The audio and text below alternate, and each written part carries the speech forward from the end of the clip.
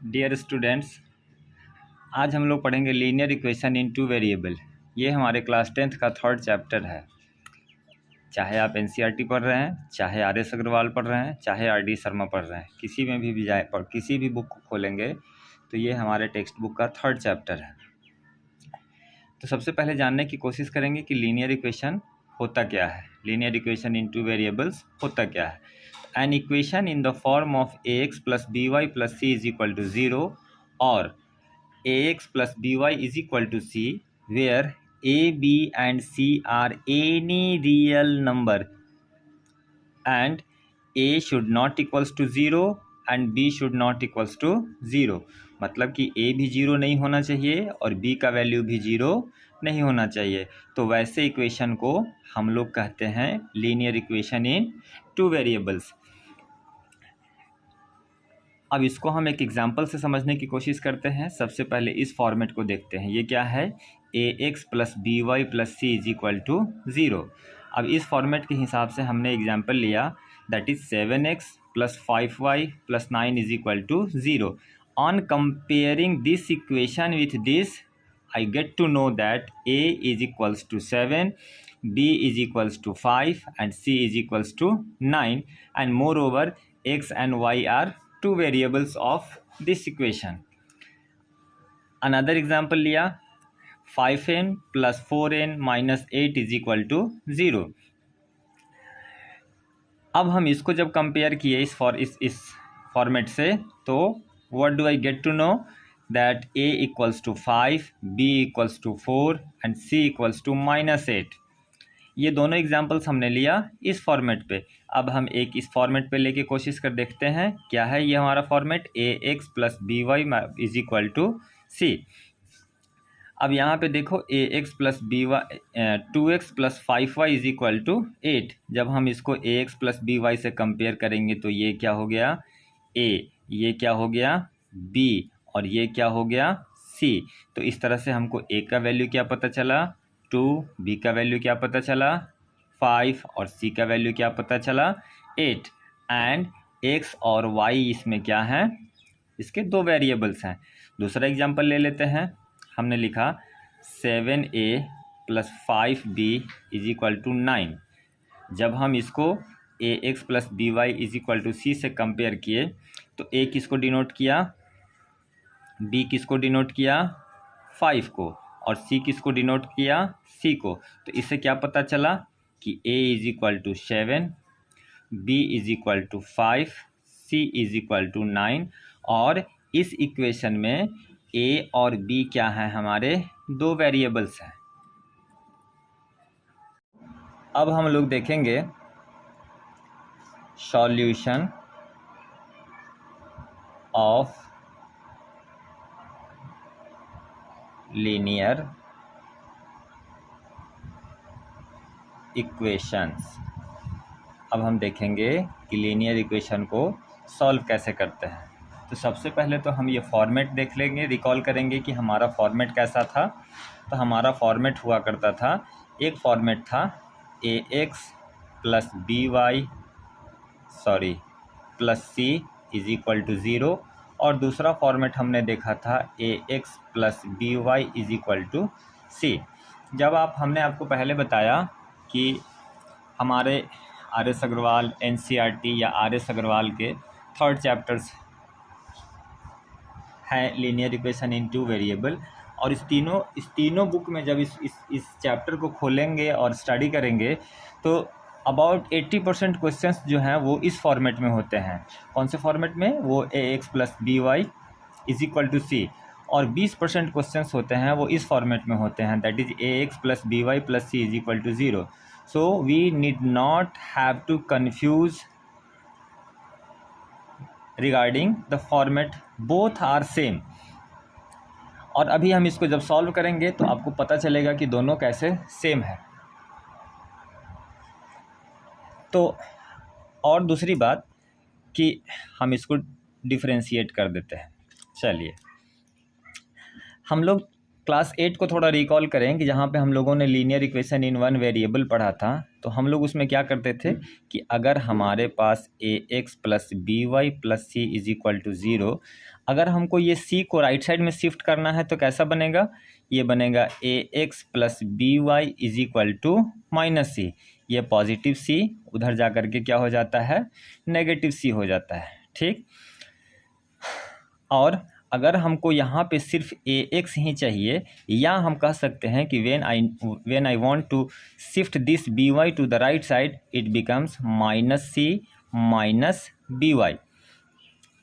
थोड़ा सा अगर हम और इसमें ज़्यादा दिमाग लगा लें तो हम अगर माइनस कॉमन ले लें और बी वाई को पहले लिख लें तो हम लिख सकते हैं minus into B Y plus C, और एक्स का वैल्यू निकालने के लिए minus B Y plus C by A. इस तरह से हम x का वैल्यू निकाल सकते हैं। सिमिलरली हमने यहाँ पे x की वैल्यू निकाली है, राइट।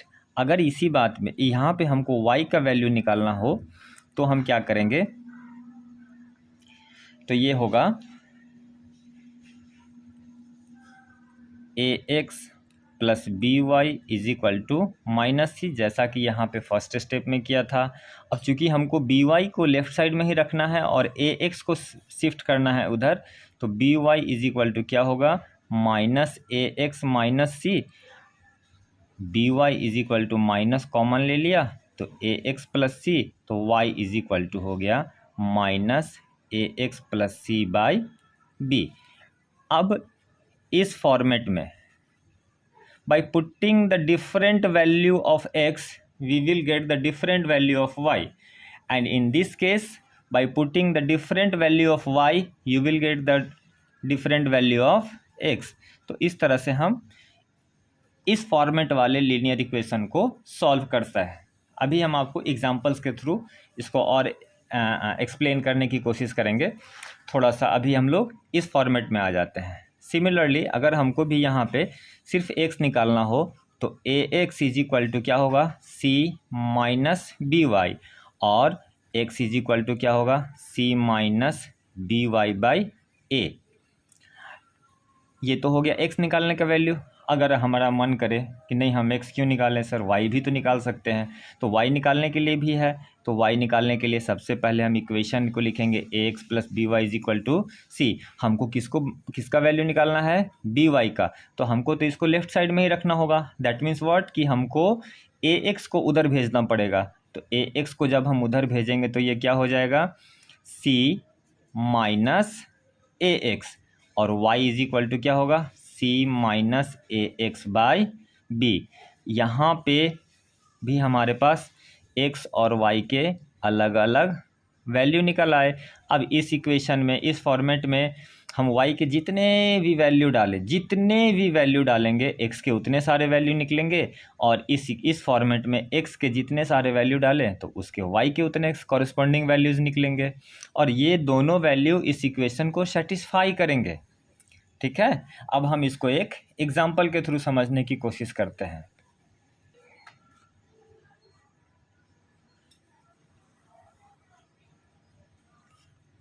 एक एग्जाम्पल लेते हैं। एग्जाम्पल लिया कि मान लिया कि 3x minus 4y plus 2 is equal to 0। तो अब इसको हम लोग सॉल्व कर रहे हैं। तो ये है 3x minus 4y plus 2 is equal to 0। तो 3x इज इक्वल टू क्या होगा, हम ये दोनों टर्म को राइट साइड में भेज रहे हैं, राइट। तो ये माइनस 4y उधर जा कर के क्या हो जाएगा, प्लस 4y, और ये प्लस 2 उधर जा कर के क्या हो जाएगा, माइनस 2। अब x का वैल्यू निकालें तो 4y माइनस 2 बाई 3 ये है। अब putting x is equal to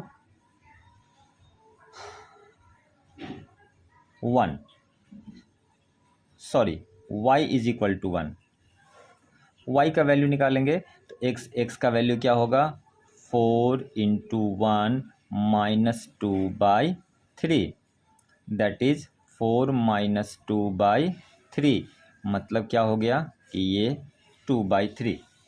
जब हम तो ये दोनों value x is equal to 2/3 और y इज इक्वल टू 1, ये इस इक्वेशन को सेटिस्फाई करेगा। क्लियर। दूसरा एग्जाम्पल देखते हैं। Putting x is equal to -1, तो x we are finding here the value of y। तो putting y is equal to 1, तो x इज इक्वल टू क्या हो गया, 4 इंटू वाई का वैल्यू है -1 -2/3, that is -4 -2/3, that is -6/3, that equals to -2। जब हम इसको कैंसिल करेंगे तो -2 से कैंसिल होगा, माने x इज इक्वल टू -2 और y इज इक्वल टू -1। ये इस इक्वेशन का सॉल्यूशन हुआ। राइट। आई होप आपको समझ में आ रही है। अगर आपको समझ में नहीं आ रही है तो डिस्क्रिप्शन में मेरा व्हाट्सएप नंबर है, आप उस पर हमको भेज सकते हैं। जब हम लाइव आते हैं तो जब लाइव आते हैं उस समय का टाइमिंग हम आपको भेज देंगे, आप लाइव आकर के जुड़ करके और अच्छे से समझने का कोशिश करेंगे। ठीक है। ये जो हमारा वैल्यू निकला, अब हमको ये देखना है कि ये इस इक्वेशन को सेटिस्फाई करता है या नहीं है। तो इसको हम लोग चेक करते हैं। चेक करने के लिए सबसे पहले देखिए कि हमारा इक्वेशन है 3x - 4y + 2 is equal to 0। ये हमारा इक्वेशन था। अच्छा, तो इसके LHS में क्या है, तो इसके LHS में है 3x - 4y + 2। अब हम इसमें इस LHS में x का मान और y का मान डाल के देखते हैं। तो ये क्या दिखेगा, ये हो गया 3 इंटू एक्स का वैल्यू है -2 -4 इंटू -1 + 2, ये हो गया। 3 को जब -2 से मल्टीप्लाई करेंगे क्या होगा, -6, और जब -1 को -4 से मल्टीप्लाई करेंगे तो ये होगा +4 + 2।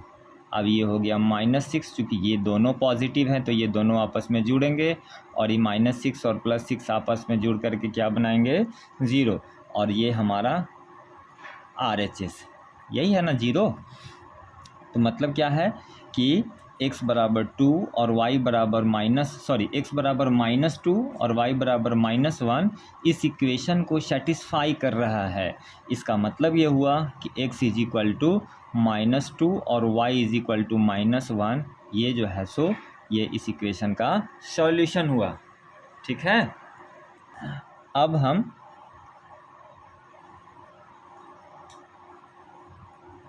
हम इस इक्वेशन को के थ्रू एग्जाम्पल को समझने का कोशिश करते हैं। जैसे मान लीजिए कि हमारे पास एग्जाम्पल है 2x + 5y is equal to 9।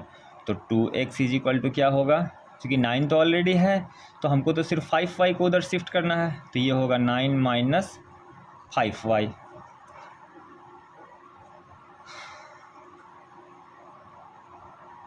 और x इज इक्वल टू क्या हो गया, 9 - 5y/2।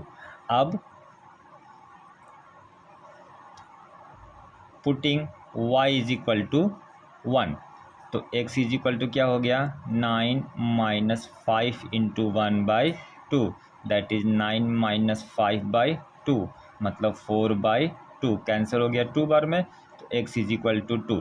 मतलब क्या है कि x बराबर 2 और y बराबर 1, ये हमारा इस इक्वेशन का सॉल्यूशन है। और जैसा हमने इधर सॉल्व करके चेक करके आपको बताया, उस तरह से हम इसको भी चेक कर सकते हैं। जैसे यहाँ पे देखिए, ये चेकिंग सेल्फ सेटिस्फेक्शन के लिए है, कभी क्वेश्चन में देता नहीं है कि आप हमको चेक करके बताइए।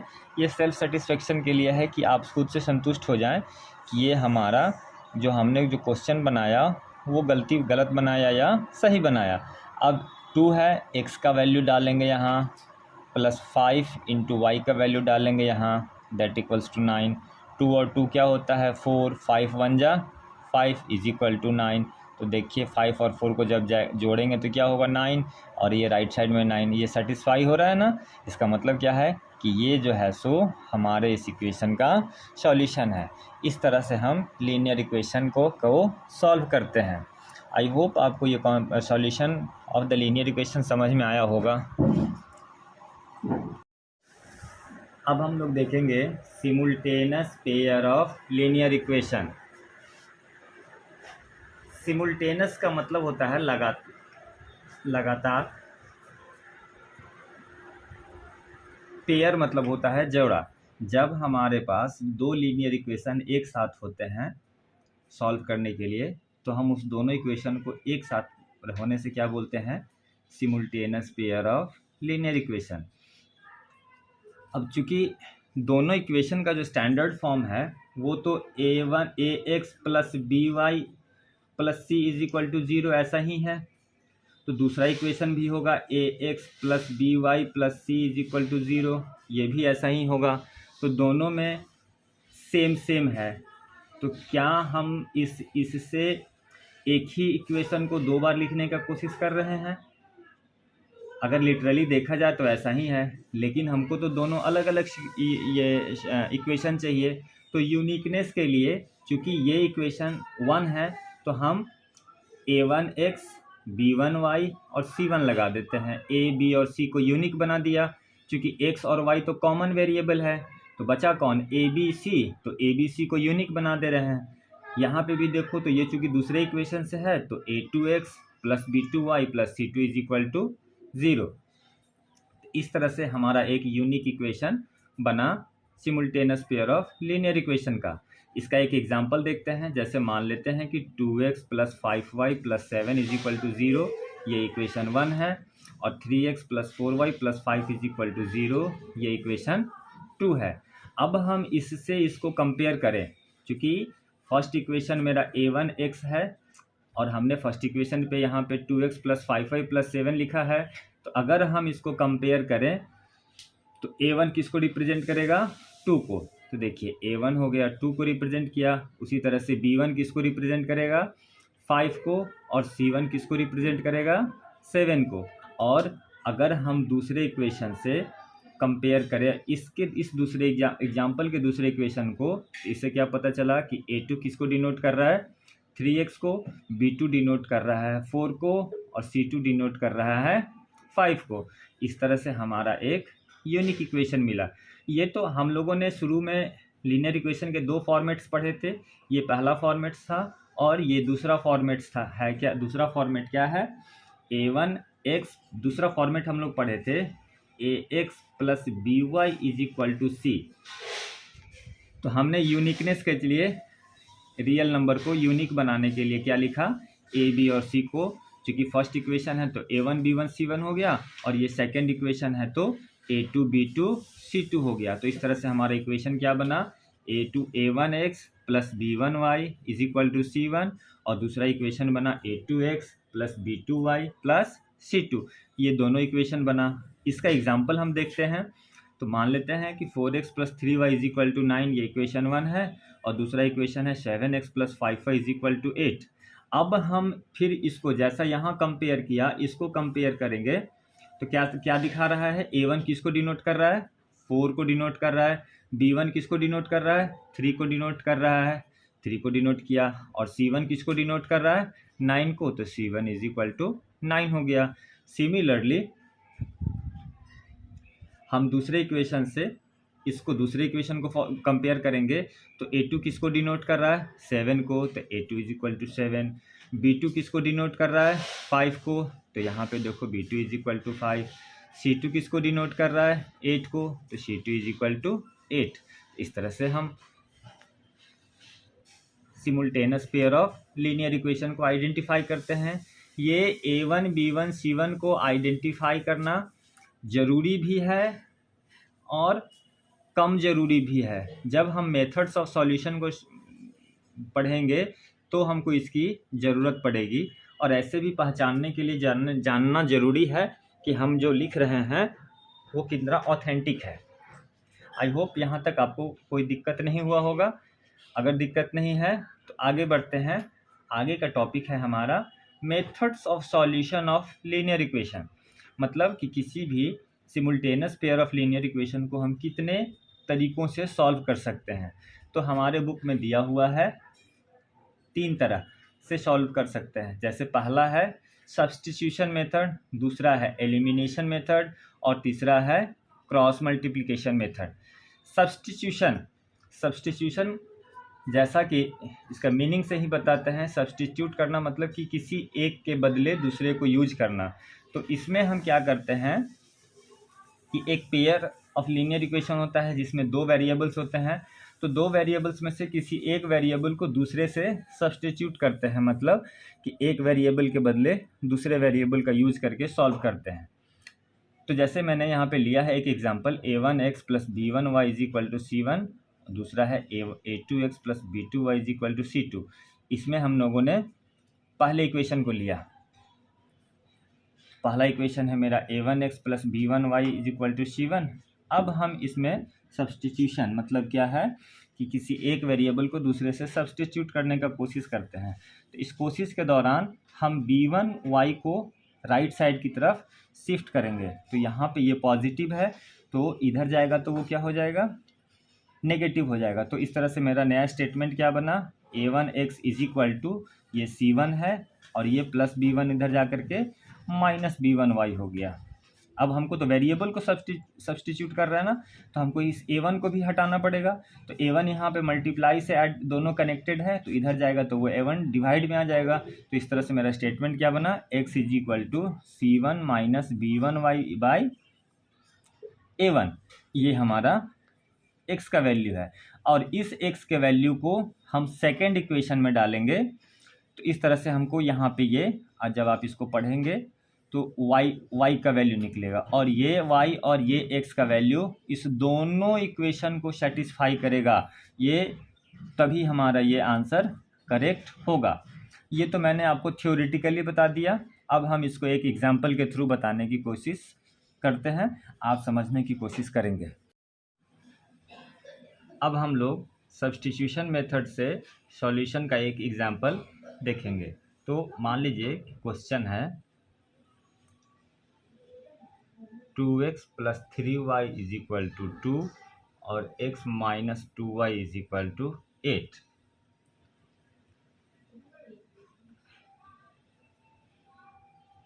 सॉल्यूशन तो लिख लिया, 2x plus 3y is equal to 2 और ये इक्वेशन 1 हुआ और x minus 2y is equal to 8, ये इक्वेशन 2 हुआ। हमने एक जब आपको समझा रहा था इसका थ्योरेटिकल मेथड से, तो हमने एग्जाम्पल में पहले इक्वेशन 1 को लिया। ये कम्प्लीटली ऑप्शनल है, आप इक्वेशन 1 को पहले लें या इक्वेशन 2 को पहले लें, कोई मैटर नहीं करता है। अगर आप इक्वेशन 1 को लेते हैं तो उससे किसी एक वेरिएबल का वैल्यू इक्वेशन 2 में पुट करना है, और अगर हम इक्वेशन 2 को लेते हैं तो उससे किसी एक वेरिएबल का वैल्यू निकाल करके इक्वेशन 1 में पुट करते हैं। हम यहाँ पे थ्योरी में हम आपको इक्वेशन 1 से समझाए थे और अभी हम आपको इक्वेशन 2 लेकर के समझाते हैं। इससे क्या है कि दोनों तरह से आपको समझ में आ जाएगा। तो हम यहाँ लिखते हैं फ्रॉम इक्वेशन 2। इक्वेशन 2 क्या है मेरे पास, x minus 2y is equal to 8। तो x इज इक्वल टू क्या हो जाएगा, 8 प्लस 2y। ये हमारा x का वैल्यू निकला। x के इस वैल्यू, ये कहाँ किस इक्वेशन से निकला है, तो इक्वेशन 2 से निकला है। तो अब इस वैल्यू को हम इक्वेशन 1 में डालेंगे। तो अब क्या लिखेंगे, putting the value of x in equation 1। Equation 1 क्या है मेरे पास, 2x plus 3y is equal to 2। तो 2 और x का वैल्यू है 8 plus 2y plus 3y is equal to 2। अब मल्टीप्लाई करो तो 8 2 जा 16 प्लस 2 2 जा 4y प्लस ये 3y इज इक्वल टू 2। अब ये दोनों जुड़ करके क्या हो गया, 7y और ये 16 एज इट इज़ है इज इक्वल टू 2। अब ये 16 को हम उधर शिफ्ट करेंगे तो यहाँ बच गया 7y इज इक्वल टू 2 और ये 16 प्लस में है, इधर जाएगा तो माइनस में हो गया। तो 7y इज इक्वल टू हो गया माइनस 14। तो y इज इक्वल टू हो गया माइनस 14/7। कैंसिल करेंगे 2 टाइम्स में गया तो y इज इक्वल टू हो गया -2। ये हमारा y का वैल्यू निकला। अब इस y के वैल्यू को यहाँ पे डालेंगे तो लिखेंगे यहाँ कि since x is equal to 8 plus 2y, that means what?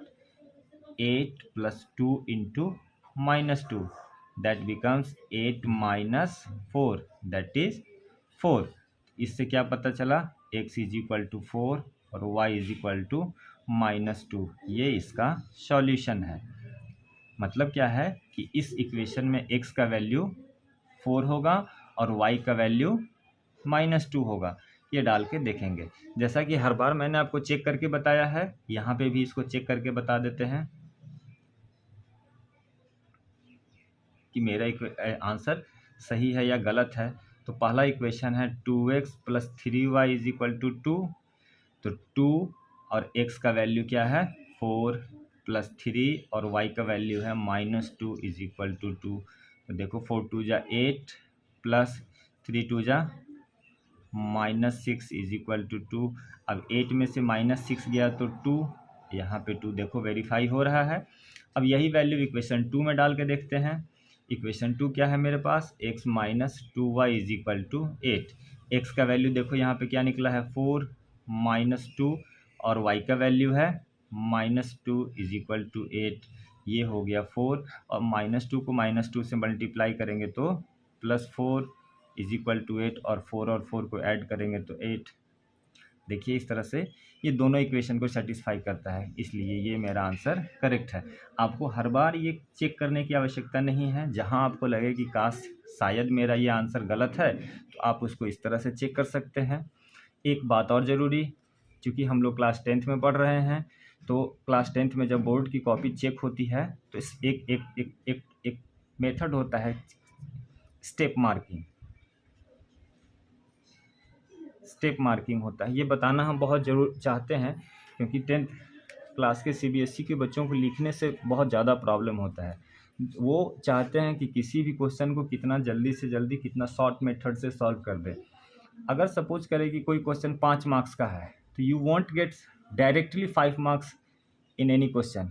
You will hardly get half marks for each step. You will hardly get your 1/4 of mark for each step. So it will be count that how many step you have solved. If you are solving in 4 step this question, अगर आप इस question को 4 step में solve करते हैं और उस 4 step के लिए 2 मार्क्स अलॉट है, तो आपको 2 मार्क्स ही मिलेंगे instead of getting 5 marks. So steps को फॉलो करना क्लास 10th के लिए बहुत ज़रूरी है। यहाँ पे आपके स्कूल टीचर आपके बारे में जानते होंगे कि आप बहुत पढ़ने में बहुत अच्छे हैं, आपका कैलकुलेशन बहुत अच्छा है, लेकिन जो वहाँ पे कॉपी चेक कर रहे हैं, जो इवैल्यूएटर हैं वहाँ पे बैठे हुए, they do not know anything about you. They will जज only on the basis of your answer sheet, that what you have written over there. So be cautious, do not avoid, do not skip any step। और इस पर आप अपने text book से 5 question बना करके बनाने का कोशिश करेंगे। फिर अगले वीडियो में हम लोग एलिमिनेशन मेथड से सॉल्यूशन देखेंगे। Thank you, good day.